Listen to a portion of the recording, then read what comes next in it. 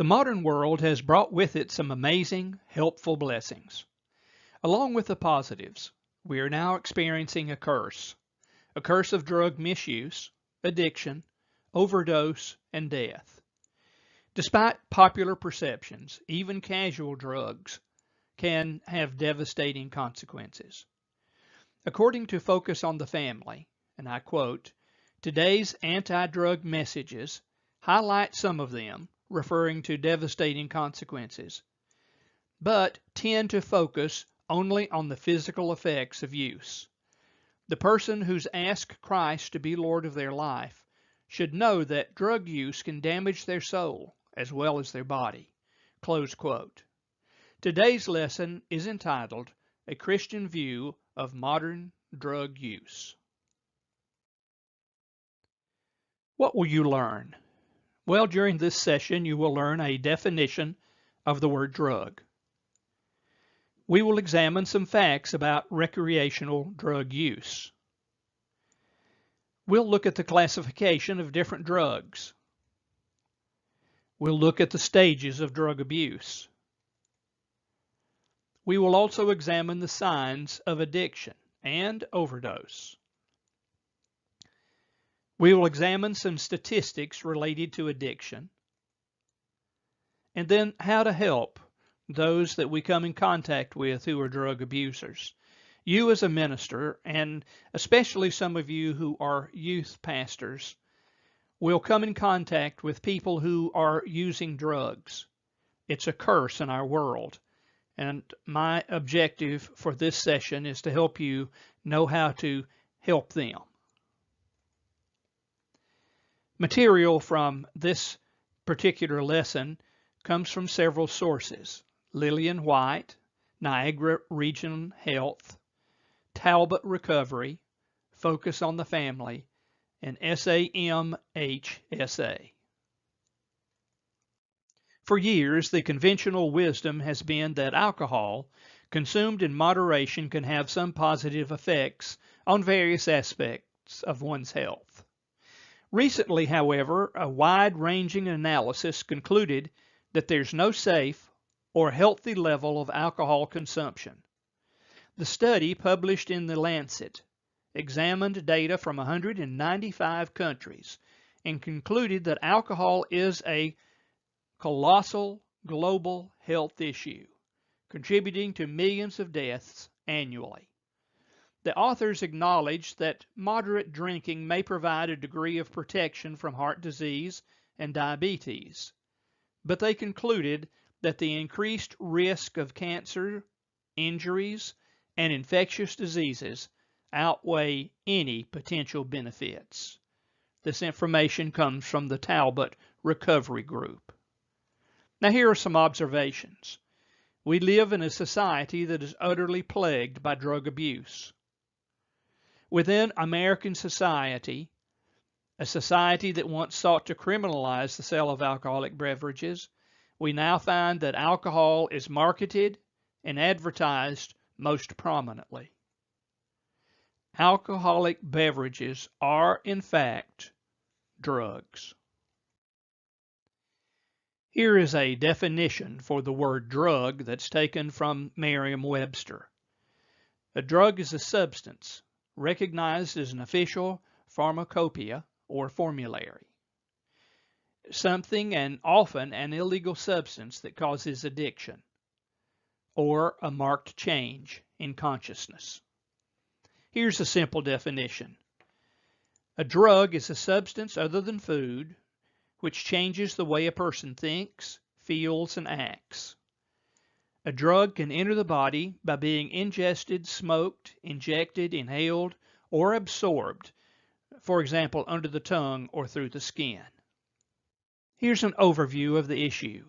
Just as there are Christians who have sought justification to drink modern alcoholic beverages, there are also Christians who seek justification to smoke marijuana, abuse prescription medications, and use recreational drugs. Recreational drugs. The word itself conjures up an image of a football game, a baseball game, or a basketball game, or maybe going to the beach or catching a movie. Recreation. Well, it's not harmless stuff. Perhaps that's why they use the word to link it to this habit. Recreational seems to be a positive word. But even marijuana, supposedly the softest of drugs, is more of a gamble than a game. The Bible teaches us in Romans 13, 1 through 7, these things. Every person is to be subjected to the governing authorities, for there is no authority except from God, and those who exist are established by God. Therefore, whoever resists authority has opposed the ordinance of God, and they who have opposed will receive condemnation upon themselves. For rulers are not a cause of fear for good behavior, but for evil. Do you want to have no fear of authority? Do what's good, and you will have praise from the same. For it is a minister of God to you for good. But if you do what is evil, be afraid, for it does not bear the sword for nothing. For it is a minister of God, an avenger who brings wrath on the one who practices evil.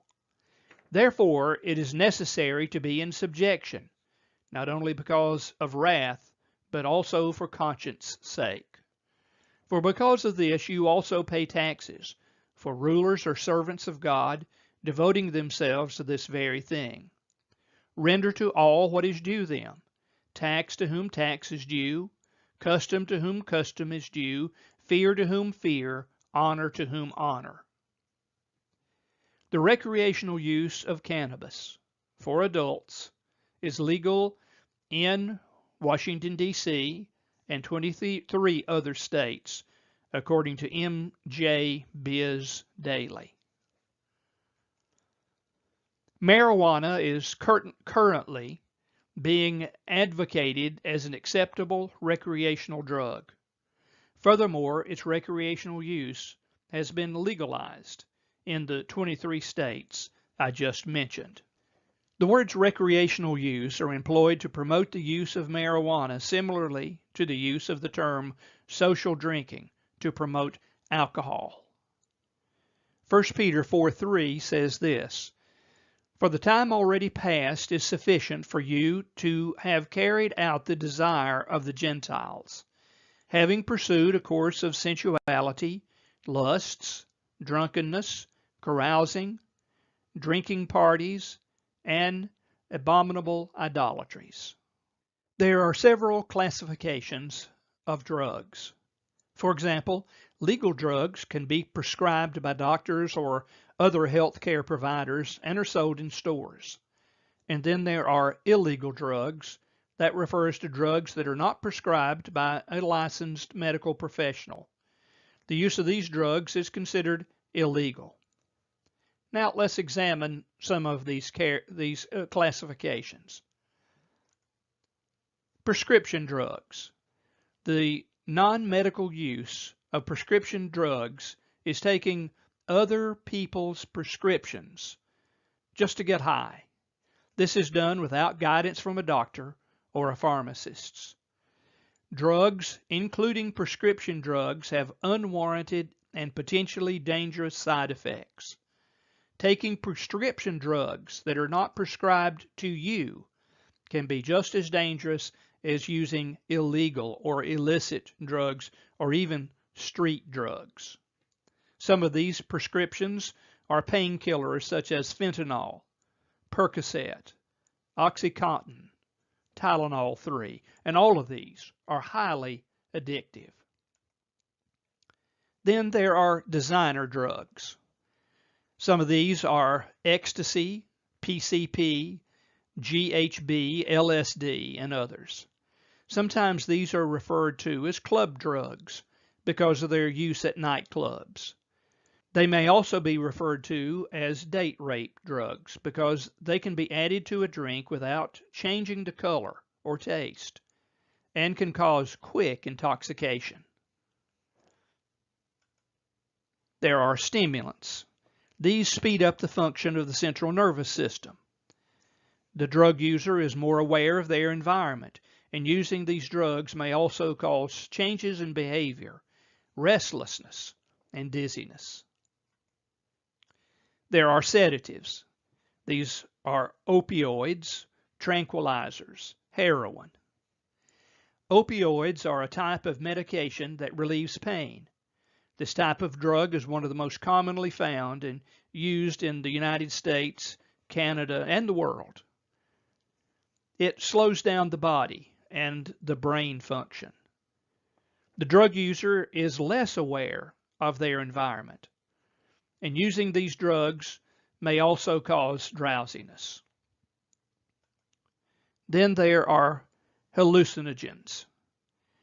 They tend to cause us to have a distorted view and awareness of life. We see things or hear things that aren't actually there when an individual takes this drug. Individuals experience with hallucinogens what is often unpredictable, which can put them at risk for injury. Sometimes individuals may experience pleasant sensations and heightened awareness, while other times they may experience bad trips that include terrifying thoughts, anxiety, and paranoia.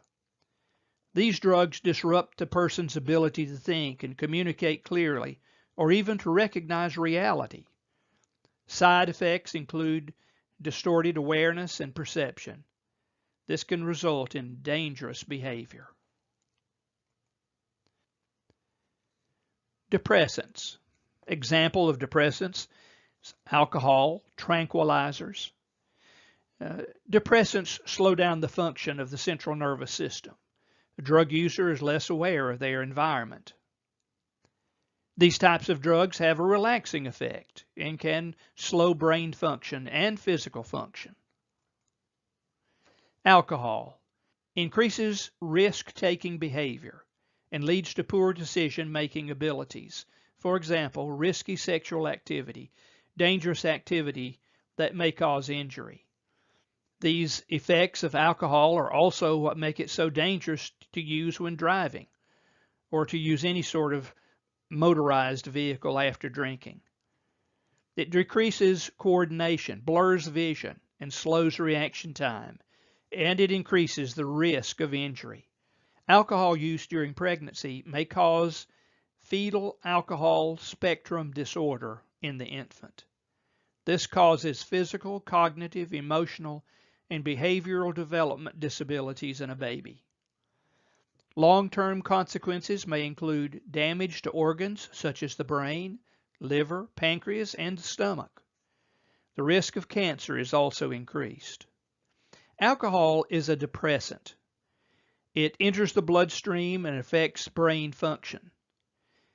It decreases coordination, blurs vision, as we've said before, and slows reaction time. Alcohol can be addictive to many individuals. You might not have thought about putting tobacco on the list of drugs, but tobacco can be, of course, smoked in many forms: cigarettes, cigars, cigarillos, and it is used by many, many Americans and also around the world. Tobacco also comes in smokeless products, which are typically broken down into two categories: chewing tobacco and snuff. Chewing tobacco is shredded, twisted, or it can be loose leaf tobacco. It's placed in the mouth between the cheek and the lower lip. It's occasionally chewed. The resulting tobacco juices is typically spit out. Here is another: vaping. This is the use of electronic cigarettes. It commonly is referred to as e-cigarettes or vapes. It uses a battery, heating element, and liquid-containing cartridge. It creates an aerosol or a vapor. The liquid cartridge is filled with e-juice that creates an aerosol or a vapor. The cartridges come in different flavors, which may be appealing to young people. Vaping liquids typically contain a mixture of water, food-grade flavoring, levels of nicotine, cannabis, and other ingredients. Electronic cigarettes may be perceived as being less harmful than normal cigarettes, but they are still risky. Many cartridges contain nicotine, and the aerosol contains other chemicals that may be very harmful. Vaping happens when a person inhales the vapor from the device through the mouth into the lungs and then exhaled. Cannabis comes from a cannabis plant, and it contains the chemical THC, which is a mind-altering ingredient extracted from the plant. It can be consumed in many forms, including a joint, or from a bong, or a vape, a pipe. Even it's edible. What does it do to your body? It increases the appetite, loss of coordination, a decreased concentration level. Hallucinations are common, memory loss, lung disease, and even addiction. Marijuana is addictive, especially for those who start using at a young age, which increases their risk for addiction. As someone who slides down the hill of drug use, he tends to follow several stages. The experimental usage stage. Alcohol or drugs are tried for the first time, often fueled by curiosity, sometimes motivated by peer pressure. There's the casual user. They have decided they enjoy being high but limit their use. Often they use only on specific occasions, such as holidays or birthdays. Regular users. When casual users become regular users, they can usually still function at work and school, but they are dangerously close to becoming chemically addicted. They may believe that they can stop using, but find themselves unable to do so for any significant period of time. People around them begin to notice signs of usage. Chemical addiction is the final stage. Addicts are compelled to use, not for pleasure's sake, but simply to feel normal. Those who reach this stage often deny the seriousness of the situation, even though friends, family, or co-workers recognize the problem. One of the risks of casual use is easy addiction. Some are going to get hooked the very first time they use it, and no one knows ahead of time his susceptibility. The best way to prevent addiction is never to begin, and I would encourage you, as you deal with young people and young adults, to encourage them never to be a user. Maybe you've heard this one. I'm not going to get addicted. I'm going to smoke a joint here and there, do a little ecstasy, kick back with some friends, and have a beer. People may use all of these drugs recreationally and insist that they're safe, but they ignore volumes of evidence to the contrary. Chemical addiction can happen, and it is serious. What are some of the signs of addiction? Well, changes in personality and behavior. Altered behavior, such as an increased desire for privacy, sometimes indicate an addiction. Bloodshot eyes, poor skin tone, and appearing to be run down. Another thing is changes in physical appearance, such as wearing inappropriate or dirty clothes, and a lack of interest in grooming. A lack of concern for personal hygiene can also be a part of the signs of addiction. Changes in daily routine can tip you off to addiction. Difficulties at school, disinterest in school-related activities and declining grades, poor work performance, being chronically late to work, appearing tired and disinterested in work duties, and receiving poor performance reviews. Changes in appetite, such as a decreased appetite, and also the associated weight loss that would come with a decreased appetite. There might be a noticeable lack of energy when performing daily activities. And here's another one: an unusual need for money. Spending more money than usual or requesting to borrow money, issues with financial management such as not paying bills on time can be an indicator that someone is addicted. Changes in friends and activities, and then defensiveness when asked about substance abuse. Now, what about some of the signs of drug overdose? Here are some of those signs: nausea, vomiting, severe stomach pain, abdominal cramps, diarrhea, chest pain, dizziness, loss of balance or a lack of coordination, drowsiness and confusion, and agitation. In case you are with someone who has had an overdose, it would be important for you to know some emergency procedures to follow. If someone passes out after using any substances, try to wake them up. If they don't respond, do the following: check for a pulse. Make sure the person is breathing. Stay with the person and call 911. Notify parents or guardians as soon as possible. Never leave the person alone. Even if the person is not unconscious but is impaired, they must not be left alone because this increases the risk of injuries. During this time, do not force anything by mouth, no food.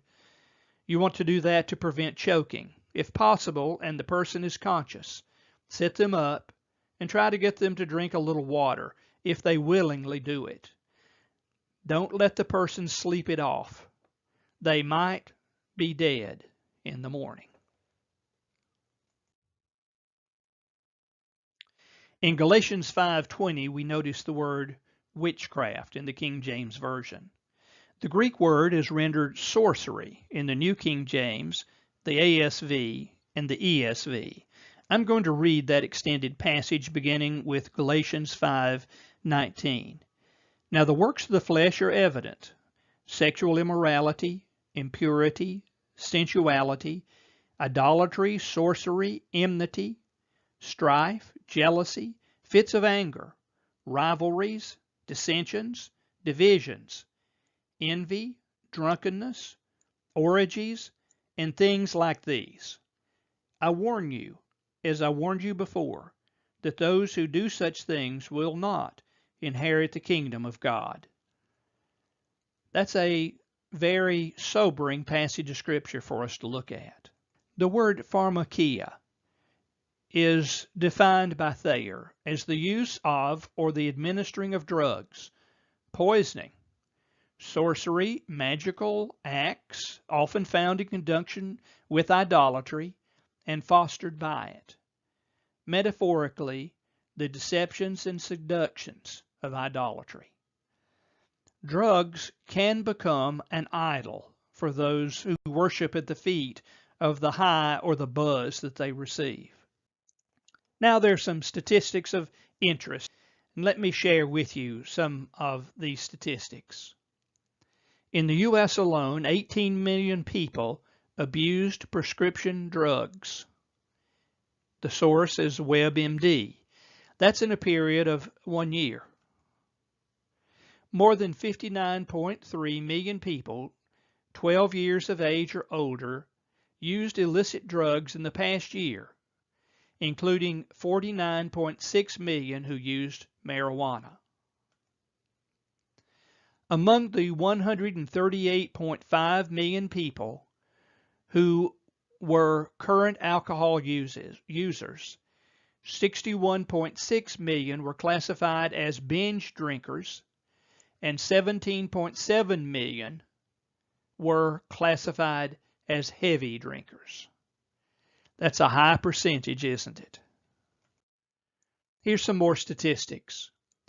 54.2% of prescription drug users get them free from a friend or a relative. Medical emergencies resulting from prescription drug abuse increased 132% over the last 7 years, with opioid involvement rising 183%. You talk about a pandemic. By survey, almost 50% of teens believe that prescription drugs are much safer than illegal street drugs. Using drugs certainly has serious, both long and short-term health effects. I want you to look now at this particular slide and read along with me. Prolonged use of substances may cause mental health problems, substance abuse, and addiction. It is illegal for those under the age of 21 to use, buy, or sell tobacco, cannabis, or alcohol. Alcohol, cannabis poisoning, or drug overdoses can be fatal and often are fatal. The Bible says some important things for us to consider as we think about addiction. The Bible teaches us to keep our minds alert and clear. 1 Thessalonians 5:6 says this, "So let us not sleep as others do, but be alert and sober." The Bible teaches us to take good care of our bodies. In Romans 12:1 and 2, the Bible says, "Therefore I urge you, brethren, by the mercies of God, to present your bodies a living and holy sacrifice, acceptable to God, which is your spiritual service of worship. And do not be conformed to this world, but be transformed by the renewing of your mind, so that you may prove what the will of God is, that which is good and acceptable and perfect." Allowing our senses to be dulled invites opportunities for the devil to take advantage of our weaknesses. 1 Peter 5:8 says this, "Be of sober spirit and be alert. Your adversary, the devil, prowls around like a roaring lion, seeking someone to devour." Even with pain management prescriptions, use caution personally and encourage others that you minister to use caution as well. Christians helping drug addicts means that we understand the seriousness of addiction and how devastating the effect can be. You may have watched a friend or family member suffer, and your experience has deeply impacted you.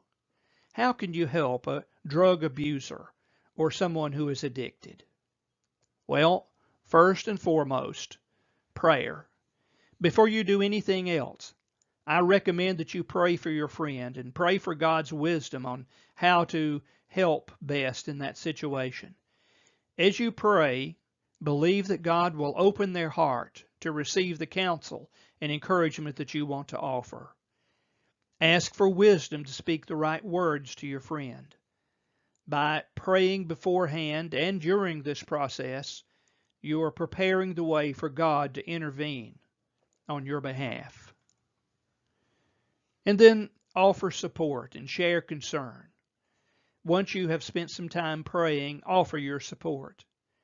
Take your friend out for a cup of coffee or invite them over for a meal. Tell him you've noticed that he hasn't been the same lately and ask if he's struggling with something in his life. This less confrontational approach might prevent your friend from going immediately on the defensive. If this fails, you may need a more direct approach. If so, include family members or friends, pastors, and professionals in an intervention plan to confront your friend with the truth of his need. Ensure the intervention has recovery in mind, not confrontation and accusation. While you want to pull away or remain uninvolved, The loving thing to do is to take the extra time your friend needs during this season to show your support and your concern. We often forget that listening is a key aspect of providing support. You don't want to become a dumping ground for your friend, but you can take the time to listen to their story and their feelings. Christians helping drug addicts means your kindness might be part of the key that unlocks the door to their freedom. Don't facilitate your friend's addiction. Your friend may ask you for money or other means to support his addiction. You must share in love that you cannot help him destroy himself. Number 4, encourage your friend to seek professional help. I underline this. Addiction is often very complex. It requires doctors and counselors and support groups on many occasions. There are many Christian services and support groups that specialize in helping people overcome addictions of all kinds. Offer to go with your friend. Make a referral. While fellow Christians have wonderful intentions and can provide you with support and encouragement, they are not experts. In most cases, the person might need to ask for professional drug addiction treatment from a program that understands their struggles. If your loved one has cancer, you wouldn't try to treat it all by yourself, would you? Intervention also requires experts to help if we have the best chance of success. So don't be timid. Make a referral. Help your friend find alternative activities. These can help him break away from friends or places that reinforce his addiction. Encourage a support group. Be prepared to release your friend. You are not ultimately responsible for your friend's recovery. The cravings of addiction can be overwhelming. The person struggling with it must want to be freed from it and be willing to work to do that. At some point, you may have to tell your friend you have exhausted all your means to help and you cannot continue. Make sure you point him back to God and other sources of help and offer to come back alongside your friend if he decides he really wants to be freed from his addiction. And then last, never stop praying, regardless of the outcome. Begin with prayer and end with prayer. Here are a few resources that you might take advantage of to help as you deal with those who abuse drugs. Alcoholics Victorious, they offer a 12-step program that integrates Christian principles and encourages acceptance of God's forgiveness. And then the National Clearinghouse for Drug and Alcohol Abuse Information. This is a service of the Department of Health and Human Services. It provides information and referrals upon request. Overcomers Outreach Incorporated addresses alcohol and drug dependency within churches. It offers a 12-step program, a list of local support groups in all 50 states, and coordinates seminars for churches and schools. Teen Challenge provides a broad scope of help and information in every area of drug and alcohol abuse. An additional resource is Celebrate Recovery. They help individuals deal with hurts, hang-ups, and habits. They have provided great help in many ways, and they are hosted in churches.